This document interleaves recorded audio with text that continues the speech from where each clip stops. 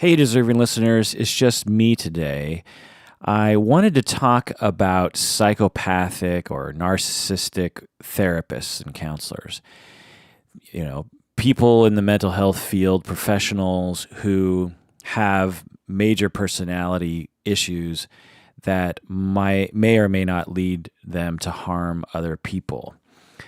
So that's what I'm going to talk about today. This is the Psychology in Seattle podcast. I'm your host, Dr. Kirk Honda. I'm a therapist and a professor.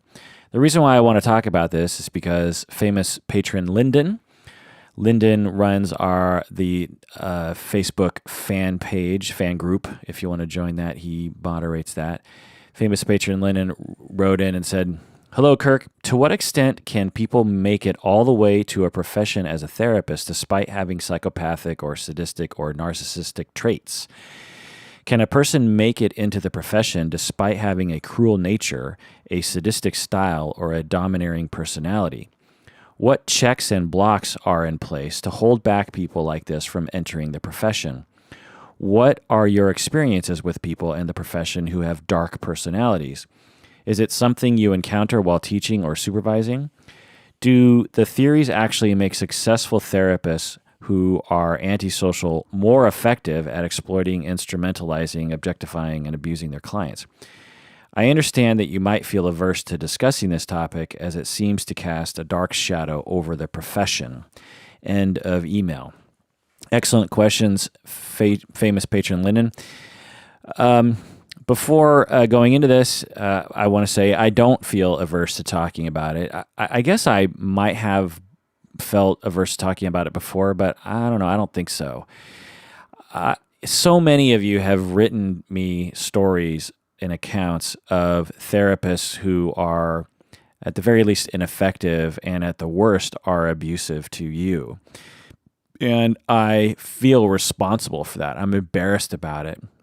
These people make me look bad, and I feel angry and sad about the whole thing. And I feel like it's part of my job to try to raise awareness about this problem and try to eliminate or reduce the incidence of this sort of thing. And I'll talk more about my recommendations in a second here. Okay, so another caveat before moving forward is that there is some research in this area, but not enough to really comment on. It's really hard to research this sort of thing.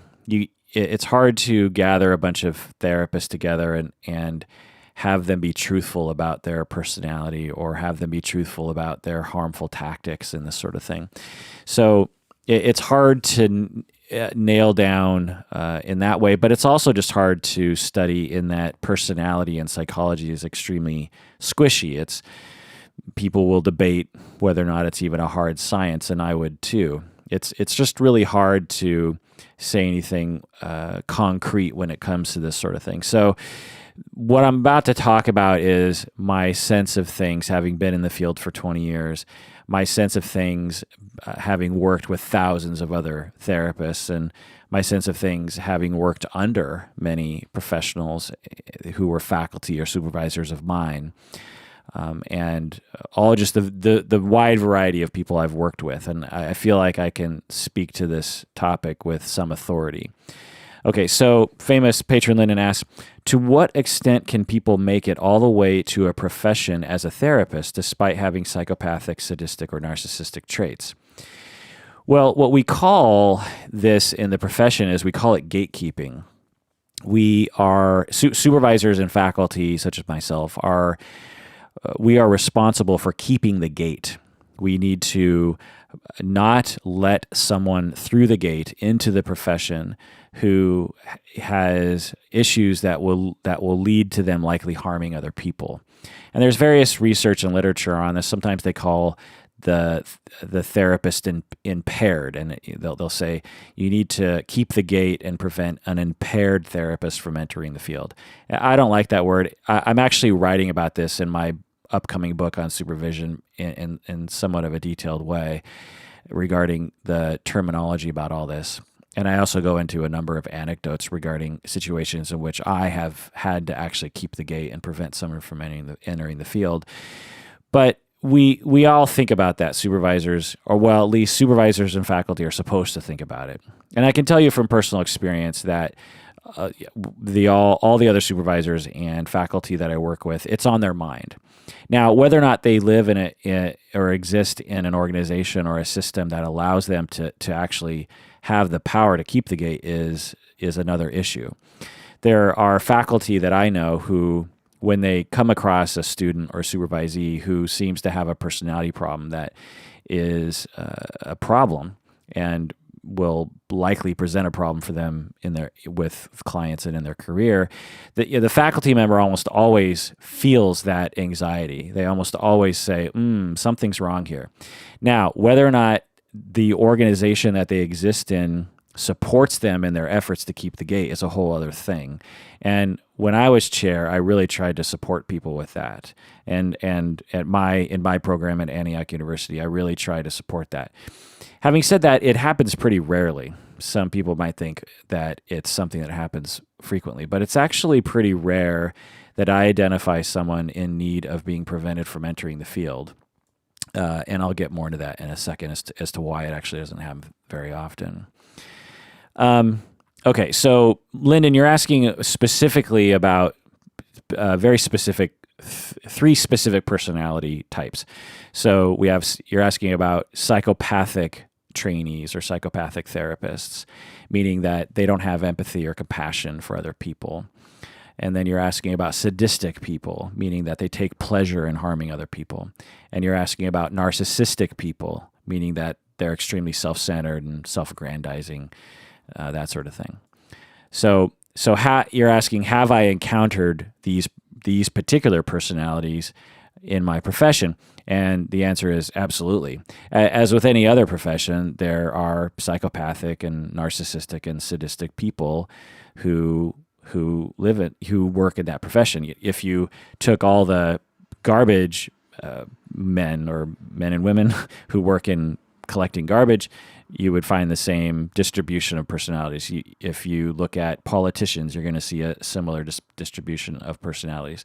Now, some personalities will tend to move into particular jobs, but it's hard to generalize. I find that in any profession, you're going to get a wide variety of personalities, and there's slight increases in percentages, but not any.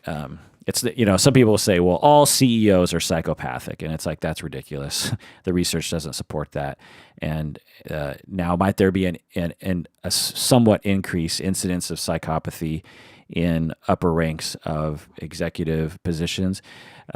It's hard to research. It's hard to know that. Some research seems to suggest that CEOs and other types of positions like that tend to have somewhat more psychopathy in it, but it's such a hard thing because whenever you're talking about personality, you're asking for either the individual to report on their personality, which of course anyone can be distorted about that, or you're asking an outside observer to report on that person and observe and assess that person, and of course that's a hard thing to do.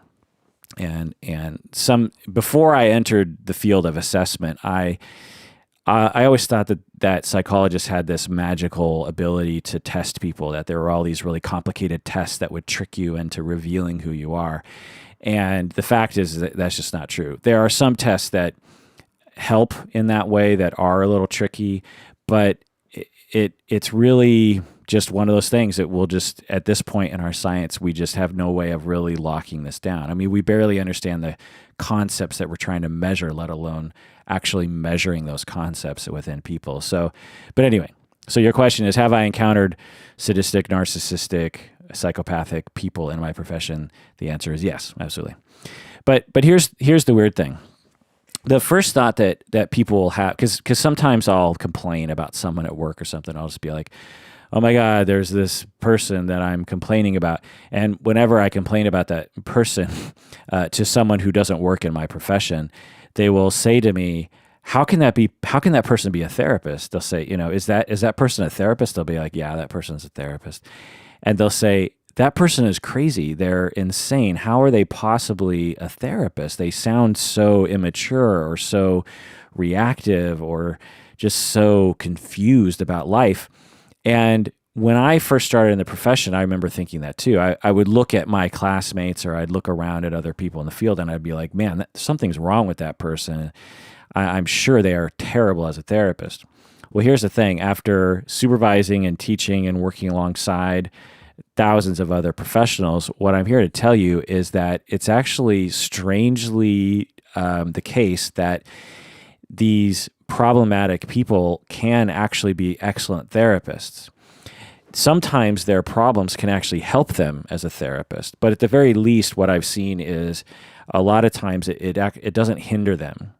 The thing that I can say is that being a therapist, it's a job. It's something that you do for a living, right? You don't do it for free.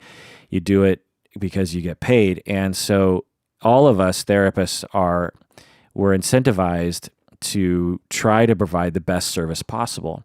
And so let's say you're narcissistic and you are very self-centered and you have a hard time with empathy, but you can kind of access a version of empathy, or you can at least kind of fake empathy by listening a lot. And you learn over time, particularly as you're being trained, that is required of you. And if you don't do that, no one wants to come see you and you'll get complaints or something like that. So, it's sort of like, can a psychopathic person be a caring nurse in a hospital? Can a psychopathic person be a nun in a convent and actually help human beings? Can a psychopathic person be a very friendly cashier at a McDonald's? The answer is yes, because it's a job. Everyone understands that they're not in their living room hanging out. They are at a job, and they need to put on a certain persona in order to provide a service to people who are paying for a service. So in some ways, what I'm saying is that these people, narcissistic, psychopathic, sadistic people, can suppress their urges, or they can fake empathy and compassion. Another way of saying it is that they can access their empathy and compassion temporarily while they're at work. Having said that, though, there are plenty of therapists who are out there actively harming their clients. So it's not as if people who have personality problems are immune to harm. Having said that, it's not as if the people who harm their clients are necessarily narcissistic, psychopathic, or sadistic. There are plenty of therapists who are harmful to their clients that actually don't have a personality disorder. They're just either mistaken, or they don't understand, or they're immature, or something like that. But anyway, there are plenty of therapists who are narcissistic, who are sadistic, who are psychopathic, who actually are harming their clients. All you got to do is listen to episodes that I've made before about this topic. The most recent one was a therapist. What was it called? A therapist loses his license, I think is what I called it. There was a whole series that I did, I think 3 different episodes. A therapist kisses his client. This therapist, I don't know him, but he lost his license. A patron wrote in about the full account of what he did. He was very sexually exploitative, is the word for it. And my very distant assessment is that there is something wrong with his personality, given his behavior. That it's not just a misunderstanding or anything. There's something deeply wrong with the guy, and it led him to be sexually exploitative in this really stupid way. That again, this is all just distance assessment. I have no idea who this guy is. I've never met him, but from the client's account of what had happened, and from his account, because I actually read his session notes because she gave them to me. He was exhibiting narcissism in that he was doing all these exploitative things sexually to his client, and he didn't even recognize that they might be a problem. And in his notes, he wasn't justifying it. He was just talking about it. Someone who isn't narcissistic or psychopathic would at least recognize that what they're doing is wrong, and they would try to sort of cover cover their ass in their progress notes, right? They would say like, well, she asked me to do it, and people would figure out a way to sort of cover their tracks. But this guy had nothing in there about that. He completely thought that his sexually exploitive escalation with this client was completely okay. And there's got to be something wrong with you. There's got to be something different about your personality that would lead you to think that way, because all of us therapists are, at the very least, paranoid about, most of us are paranoid about doing anything wrong. So the fact that he didn't have any red flags now maybe he had tons of red flags, I don't know. But anyway, in my experience, there are definitely people who have personality disorders who are actually out there harming their clients. You can watch the Netflix show Gypsy for an example of this. It's not a very satisfying show. I did a whole episode on it, but it provides an example of someone who has a personality issue that's a therapist. When these people are doing bad things to their clients, psychopaths, narcissistic people, it's not usually horrible. It's not usually like what you might have in the movies where, like in Gypsy or something, or in another movie where the therapist is actively, I don't know, poisoning the client or trying to kill the client or try to manipulate the client into becoming a slave or something. It's not usually like that. It's usually more subtle and mild than that. Like with the example that I had with the therapist that lost his license. It was bad, but at any given time, the client was given some power to push back. And at a certain point, it got too much for her, and she did push back. And he tried to convince her to come back to therapy, but he wasn't super pushy or manipulative about it.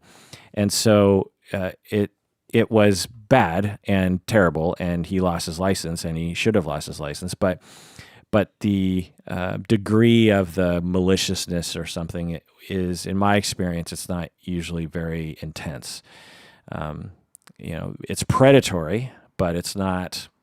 There are ways in which a therapist, if they really wanted to use their power to harm someone, they could actually really amp it up. Now, can a therapist, and do therapists in rare circumstances use their power to absolutely harm their clients? Yeah, it happens, and I've heard those stories from listeners, but it's not very frequent.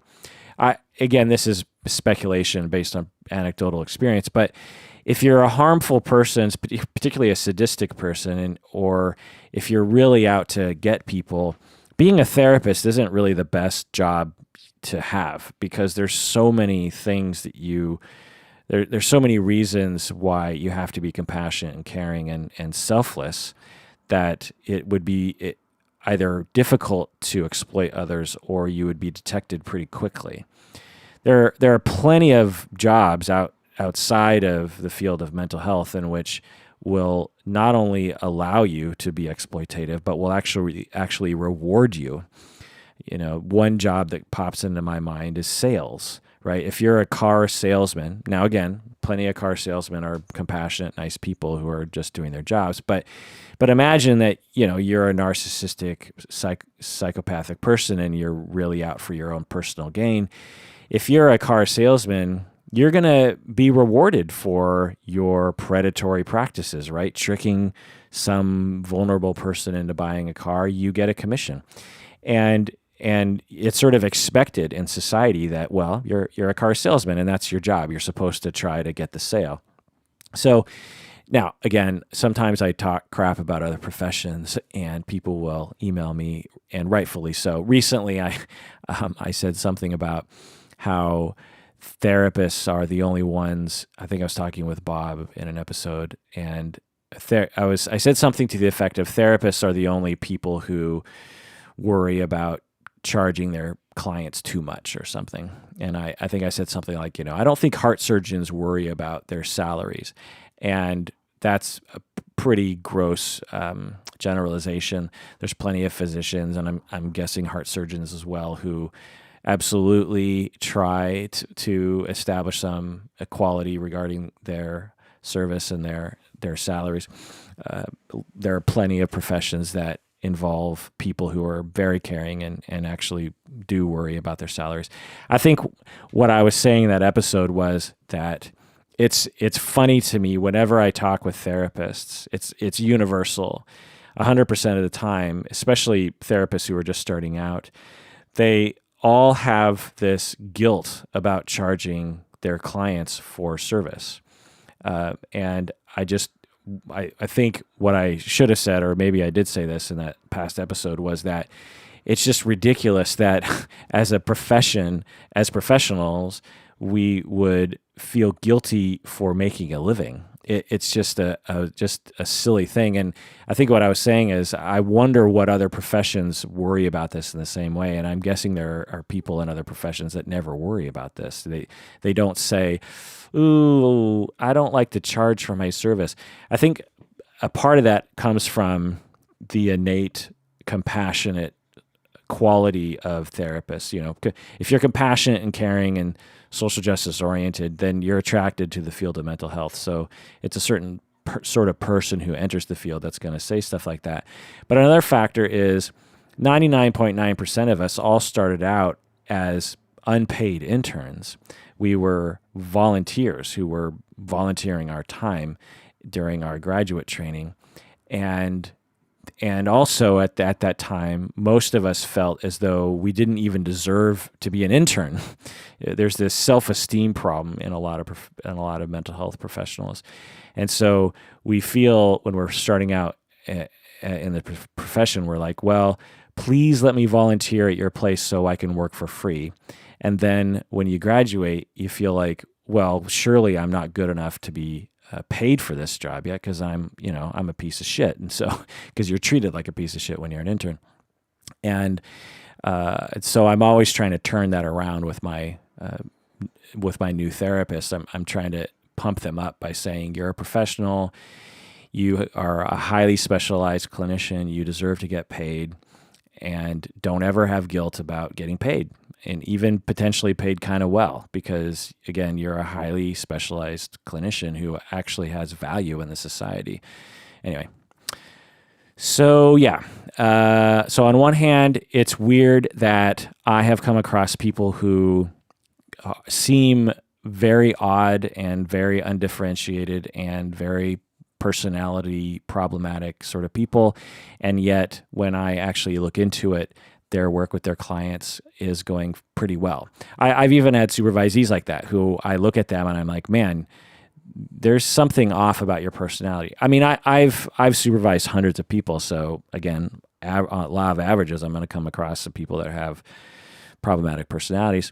And then with those people, I really start to look into their clients and actually make sure I observe more of their sessions, maybe even talk with some of their clients and really try to make sure that this therapist is providing a good service.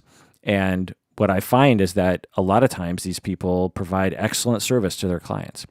And my guess is that when they sit down in that chair as a therapist, they put on a very professional clinical persona that actually allows them to be helpful. Now, as soon as they go home, their life is falling apart, but when they actually go to work, they can hold it together. Having said that, like I said, there are plenty of people with personality problems or not that are actually out there harming their clients in a very real way. Okay, so let's go on to your next question here, Lyndon.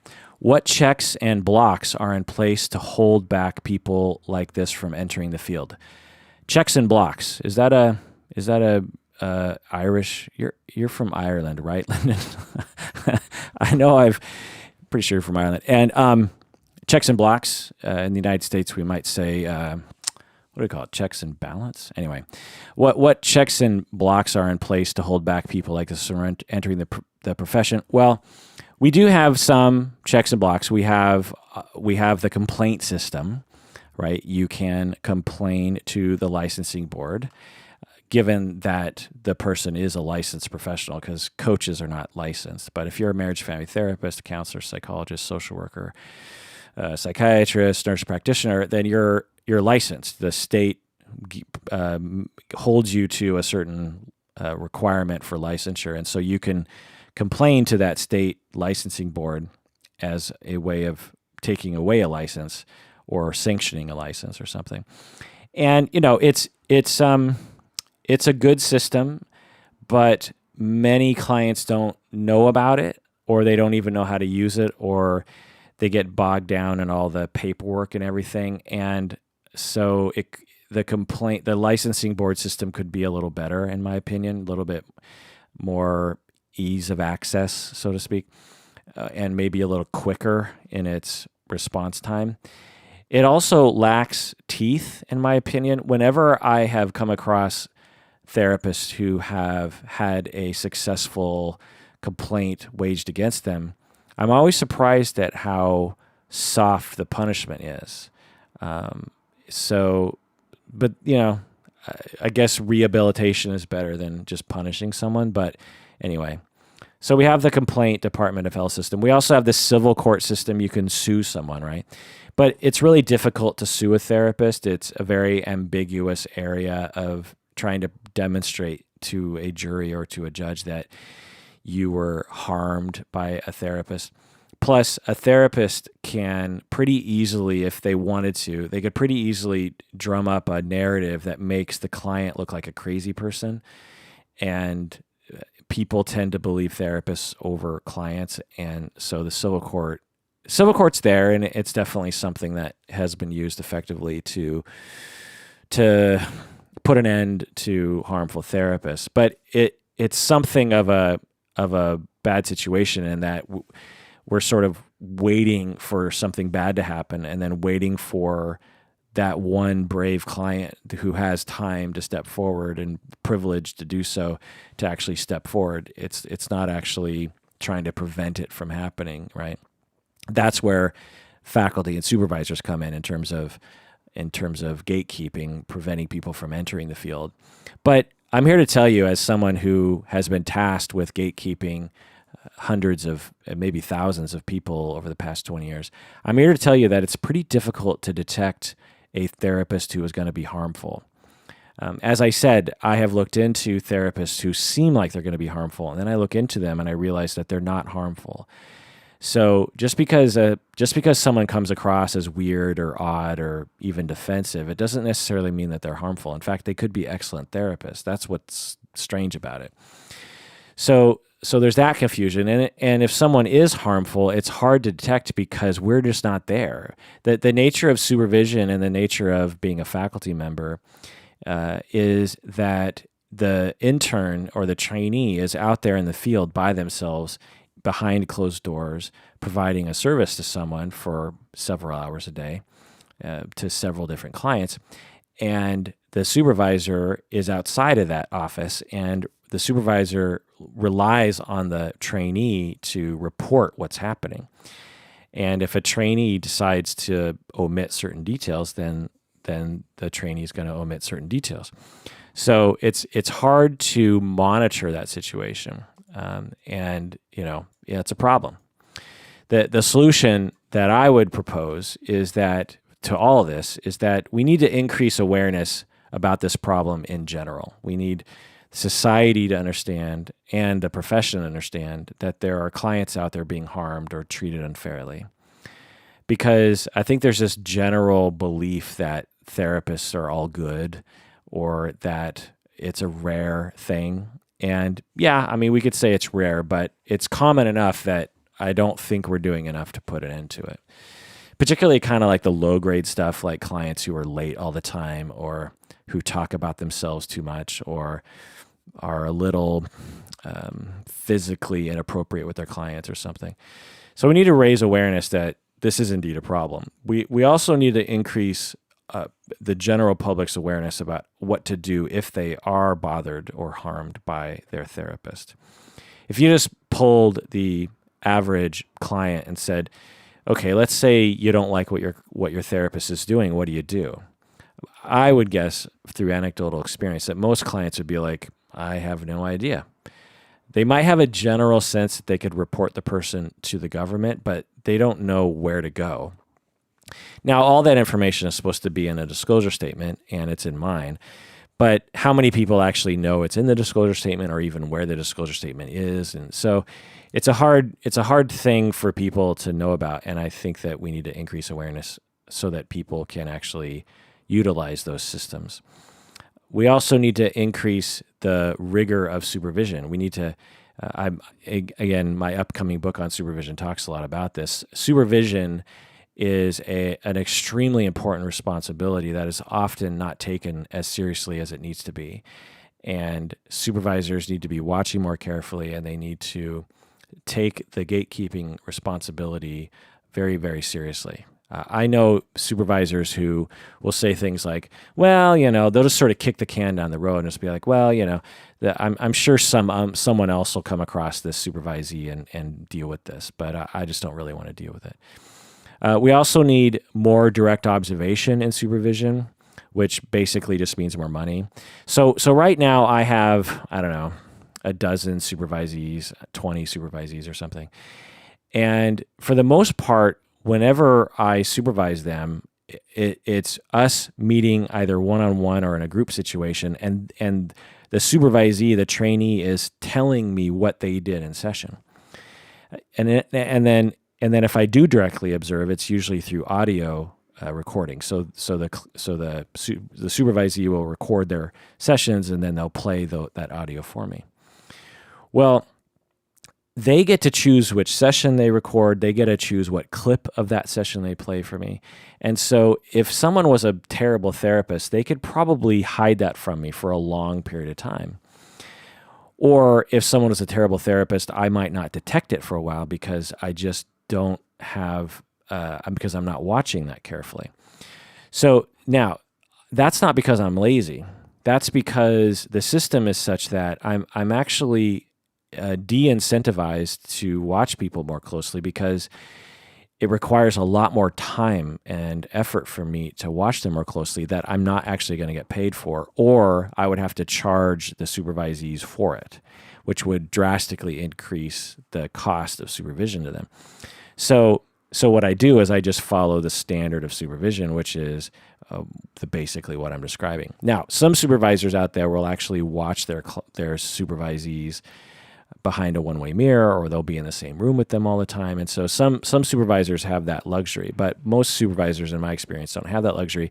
And so what I would propose is that if we're going to do a better job gatekeeping and a better job watching for problematic therapists, there needs to be more money in the whole system, which basically means more tax dollars spent on this, so that supervisors can actually spend more time observing the supervisee's work.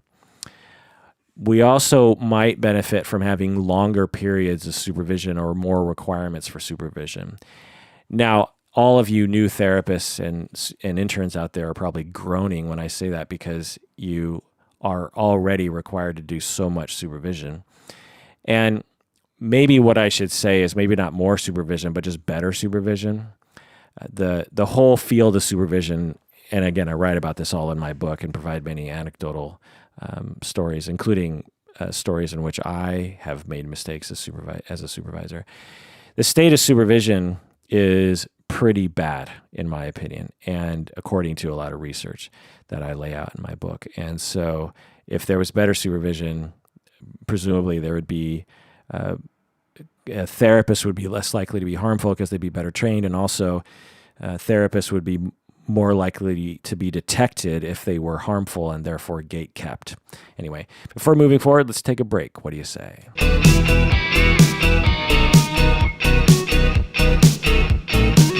All right, we're back. If you haven't become a patron yet, please become a patron of the podcast by going to patreon.com. When you become a patron of the podcast, you get access to hundreds of our patron-only episodes.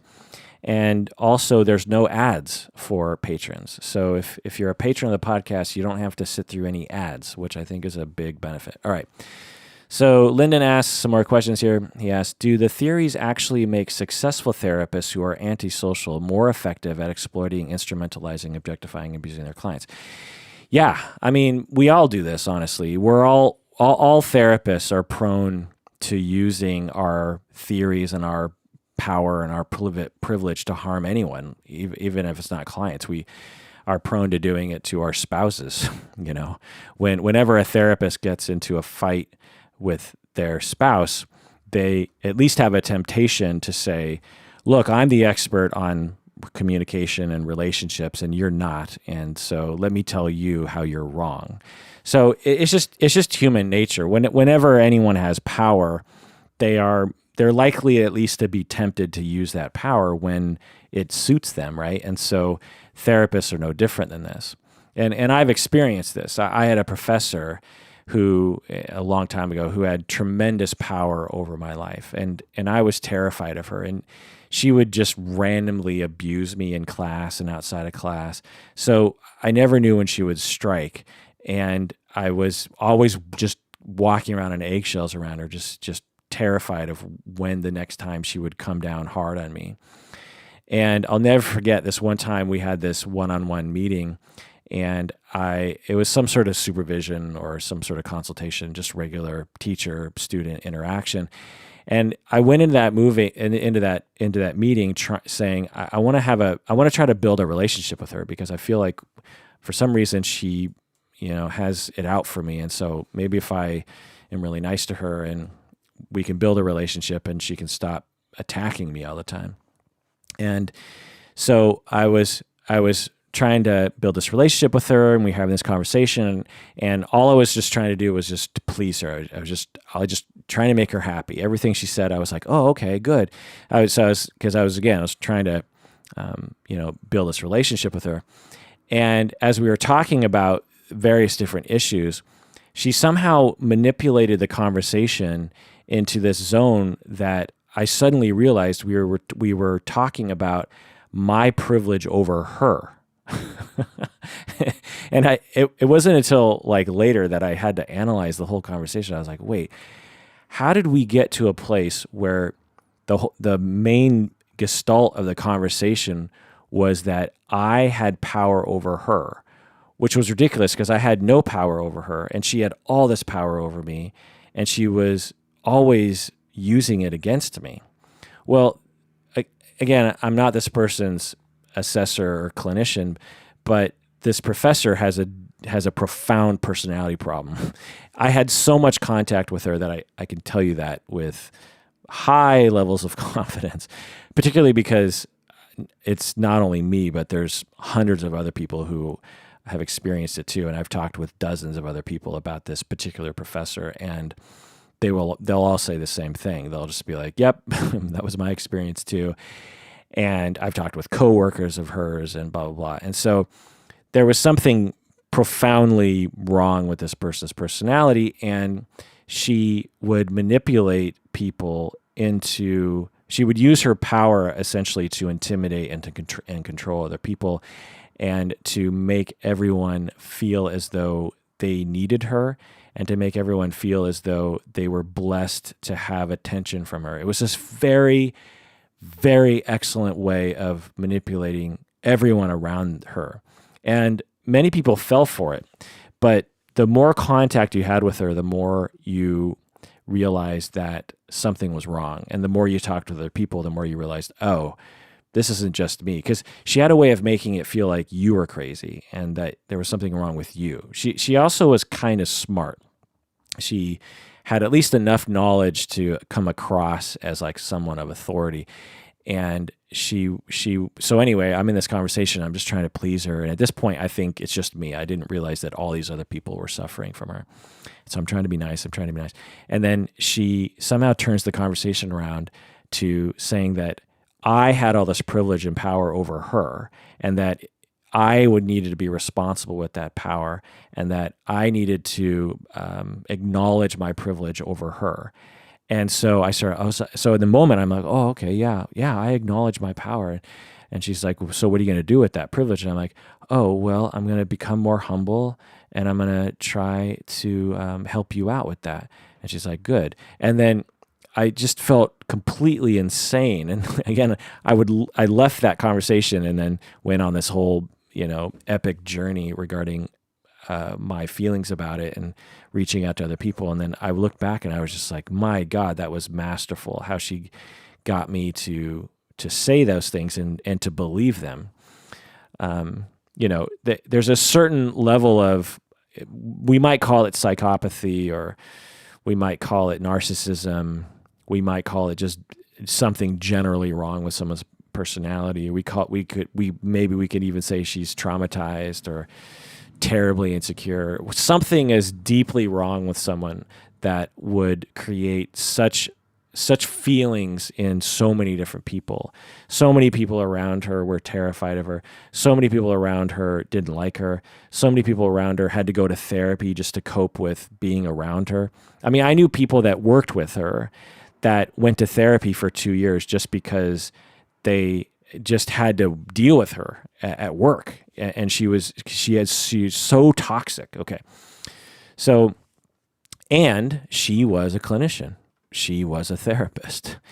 And it's hard to imagine her being a good therapist, but I had no reason to believe that she was a bad therapist, was the thing. Now, I didn't have access. She was my professor. I didn't have access to her clients, but given my experience with other people like her, when I do have that power, I'm here to tell you that sometimes those people actually can be good therapists. That's what's so weird about this. Now, she could also be extremely exploitative and harmful and horrible. There's also that possibility as well. And I actually saw some evidence of that. She had some weird boundaries that she had with students and stuff. Hard to tell, but anyway.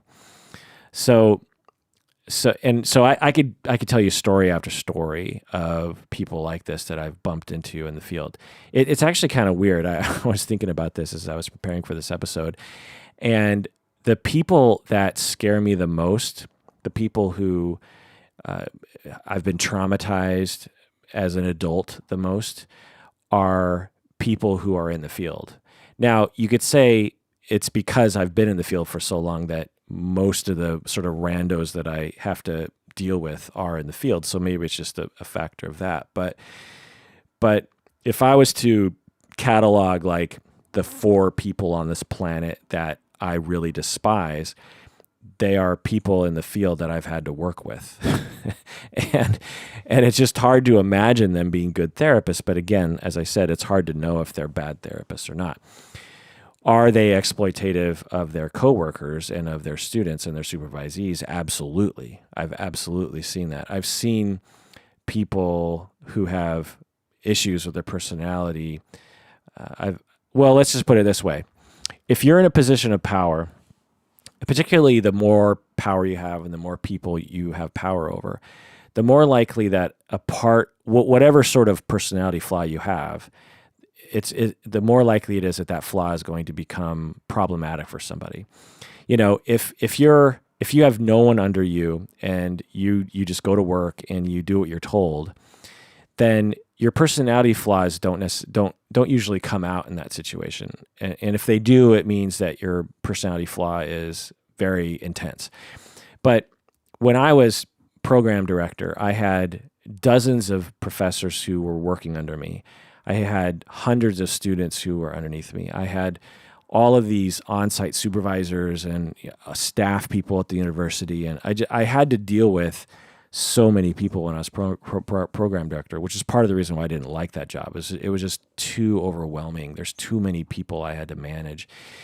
And when I was in a bad mood, people knew it, because I had power and I didn't have to mask my bad mood to those people, or at least I didn't feel like it. And so if I was particularly, grumpy that day, or if I was feeling the need to be narcissistic in a moment, or if I felt the need to gain some control or something, because I had power and because I was in contact with so many people would feel it. I'm guessing. No one ever said anything, but if they were to be truthful, I'm guessing they would say that. And so the people that I have been affected by are people who have power over me, essentially, or at least on the same level, and their personality issues come out. So anyway, I could tell you so many horrible stories. They're not on the level of like murders or sexual assaults or anything, but they're on the level of bullying. Let's just put it that way. Like there's in my profession, there are isolated individuals who have the sort of personalities that lead them to bully other people. Probably not their clients. Now, let me just comment a little bit on something else. The psychopathy as a personality is on a spectrum, right? And there are various different elements and components of psychopathy. Well, one of the elements of psychopathy is that you don't care about society's rules as much as someone else does. And to become a therapist, you kind of have to be at least a little psychopathic in that you have compassion, so it's not a matter of not having empathy, but you're not a rule follower. Therapists generally are not super rule following sort of people. Now, you might be the sort of person who likes to follow rules, but you definitely have you definitely have a question about society, right? If you're a therapist, you're thinking, well, some of society's rules are okay, but some of them are not.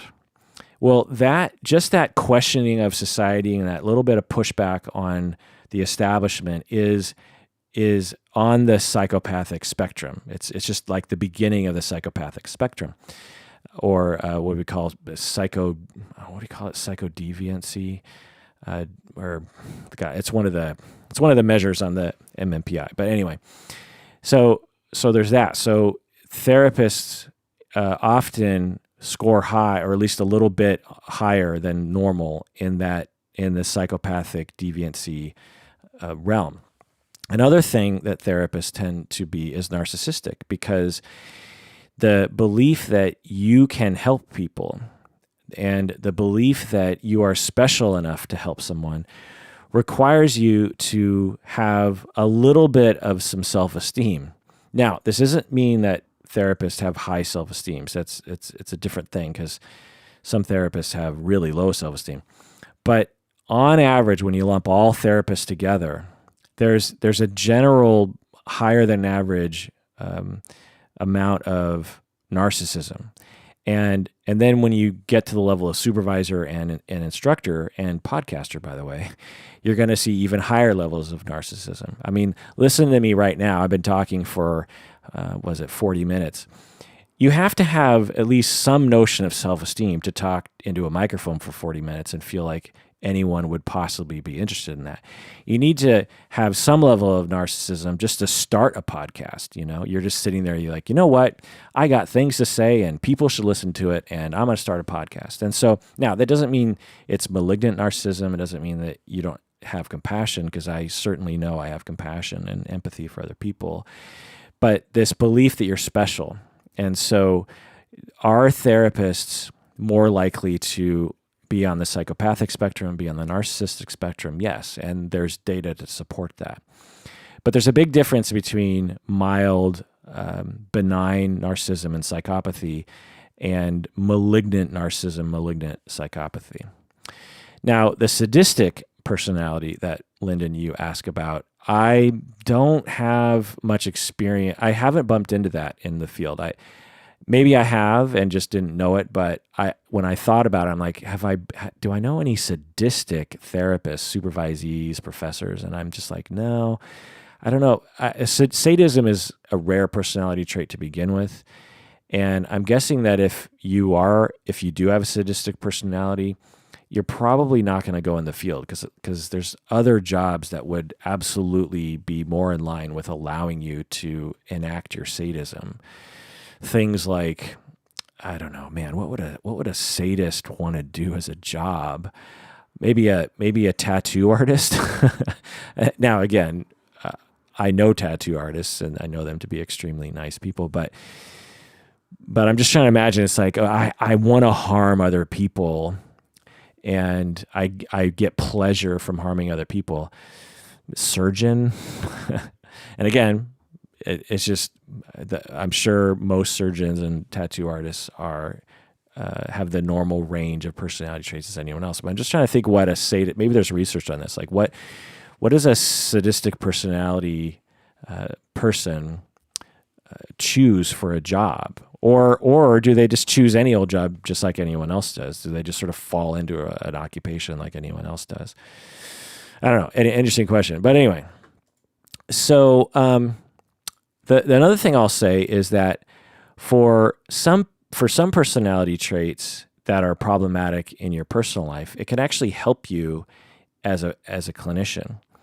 So, for instance, if you're a little bit borderline, it actually can help you as a therapist. It's not gonna help you in your relationships because it's a vulnerability and it tends to cause overreactivity and intense feelings of rejection and sensitivity to minor rejections. But when you're a therapist, it can help you because people who are on the borderline spectrum are trained from an early age to be very perceptive of other people's emotions and to be very, just very adept at knowing the other people's mental states. And so if you are slightly borderline as a therapist, you will actually have a greater ability to empathize with other people in general, depending on the person. Now, if you have full-blown 100% borderline personality disorder, then there comes a point when it will actually hinder your ability to empathize and hinder your ability to not have countertransference that will get in the way. Not to say that full-blown borderline personality disorder people can't be clinicians, because they can. Marsha Linehan is a famous person who has done a lot of wonderful things for people, and she has come out as someone who has borderline personality. So actually, that's a really great example. So Marsha Linehan at University of Washington has come out. I haven't read all the articles, but from what I understand, she's come out and said, I have borderline personality, and she has helped thousands of, if not hundreds of thousands of people because she is a consummate professional, and when she's working, she is working. She's at work. She's not triggered as easily by her clients because they're clients. They're not people in her personal life. Now, I have heard that Marsha Linehan can be quite abrasive to work with as a coworker. But again, that's just anecdotal. I think actually Bob might have told me that. Maybe I shouldn't say that on the internet. I have no experience with her, so maybe she's a very lovely person. It's all rumor. And I suspect that some of it's overblown because she's a famous person and people like to make fun of, or like to hack on famous people, so who knows. But anyway, all right. So, Lyndon, I hope that answers your question. Again, this whole talk was anecdotal based. It was not based on research. Research is hard to gather on this, and the research they do have on it is not, it's just hard to measure all this kind of stuff because it involves so many different little factors. So what's the final word? The final word is that, are there psychopathic, narcissistic people who work in the field? Yes. Is there a higher rate of malignant, psychopathic, and narcissistic people who work in the field? I would say no. Just anecdotally, I would surmise there's a lower incidence of malignant personality disorder people who work in the field because they probably wouldn't be attracted to the field. But there is a slight increase in the amount of slight psychopathy and slight narcissism because it actually can help them and might attract them to the field. And are some of these people out there harming people? Yes. Are some of these people with problematic personalities wonderful therapists? Yes.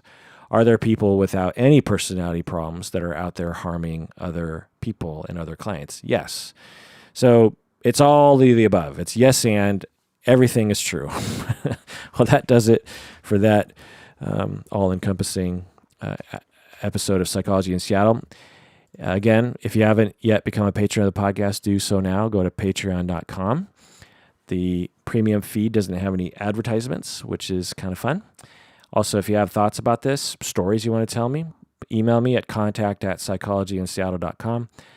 I always love hearing from the listeners, and I'm particularly interested in this topic because I want to raise awareness around harmful professors, harmful supervisors, harmful therapists. I want people to know what's happening out there. And at the very least, if you've been harmed, you should have someone validate your feelings and hear you. And I'm here for you in that way. All right, please take care of yourself because you deserve it. You really do.